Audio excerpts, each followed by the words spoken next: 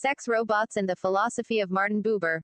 Dr. Kathleen Richardson is running a social engineering experiment which seeks to ban sex robots, because she does not like it when men have sex with robots. She claims that it is harmful to men, women, robots, society, and children. Despite the fact that this is a thinly veiled false accusation of pedophilia, I am going to treat her claims as if they actually made any sense and demonstrate the flimsy thinking that she has put forth in this effort. Dr. Kathleen Richardson claims that the use of dolls is unethical because of the philosophy of Martin Buber.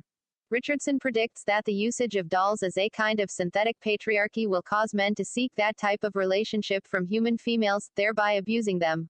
We would expect most men to treat sex robots as an it. And we would also expect some men to treat sex robots as a thou. Richardson's premise is that if men treat robots as an it, then they will treat human females as an it as well. Women will be nothing more than an it in the eyes of men if men are allowed to use sex robots. The first thing which needs to be stated is that more than 50% of marriage will end in divorce, and many relationships suffer from domestic violence. A big part of this is due to the narcissistic tendencies of men and women in these relationships.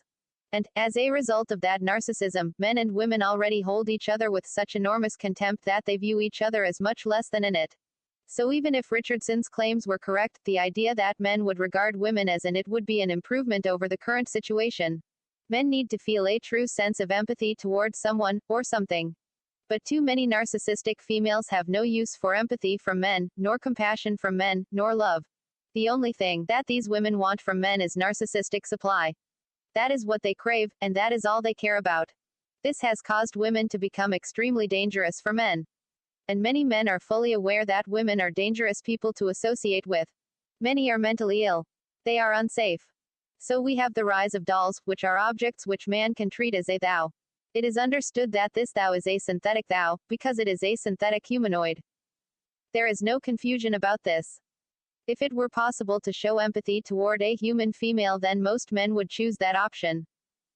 But because of an epidemic of narcissism in society, it is a very frightening prospect to have empathy for someone who will likely stab you in the back at some later time. The only way for many men to experience anything close to empathy is to have a relationship with a doll. This is, in fact, an attempt to experience the act of treating someone as a thou. It may be synthetic, but it's better than nothing at all.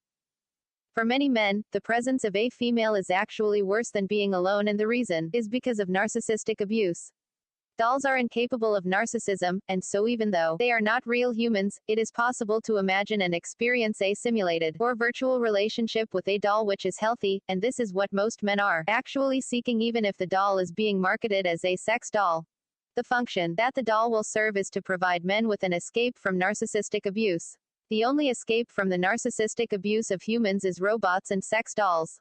This gives men an opportunity to simulate the act of empathizing with a robot. This is a good thing because if they are not allowed to practice empathy, they will never get skilled at it, and empathy could become an extinct human emotion. It is not possible to have a genuinely empathic relationship with a narcissist.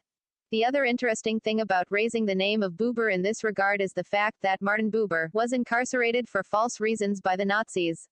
He was locked in a concentration camp for having committed no crime and being a totally innocent man. I find it absolutely amazing that someone could twist the words of Buber into a weapon against men who are seeking to practice synthetic empathy because they live in an environment which is so hostile and narcissistic that genuine empathy for females is almost always met with violence. Clearly, Dr. Richardson does not understand the culture in which she lives. Her worldview is based on the academic echo chamber of feminist hate. Aside from that, it is not the job of the academic to modify society. The job of the academic is to properly analyze, understand, and document society. Social engineering is not part of their job description, because that would constitute enslavement, and she knows it. Hence, her blatant lie that she is anti-slavery. That is clearly a lie. Dr. Richardson is a person who claims to be anti-slavery. She then speaks about what men should be allowed to do as if she were their master.